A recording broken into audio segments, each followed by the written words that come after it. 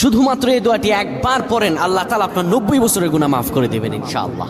আপনার 90 বছরের গুনাহ মাফ হয়ে যাবে যদি মাত্র এই দোয়াটি যদি একবার পড়তে পারেন। আপনার ভাগ্য খুলে যাবে, রিজিকে বরকত আসবে, মনের ন্যাক আশা পূরণ হবে, আল্লাহ আপনার সব দোয়া কবুল করে দিবেন। সুবহানাল্লাহি ওয়া বিহামদি।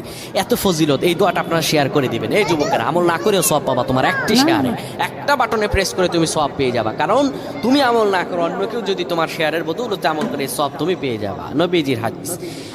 আমার ভাইয়েরা, আল্লাহর কাছে দোয়া করা, আল্লাহর কাছে দোয়া চাওয়া, এটি হলো মুমিনদের কাজ। আমার আল্লাহ বান্দাকে বলেন, বান্দারে উদউনি আস্তাজিব লাকুম, আমার কাছে চাও, আমার কাছে চাইলে আমি আল্লাহ তোমাকে দিয়ে দিব।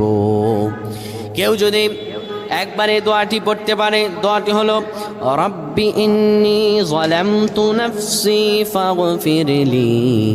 কেউ যদি এই দোয়াটা একবার পড়তে পারে, আমার আল্লাহ তাআলা তার 90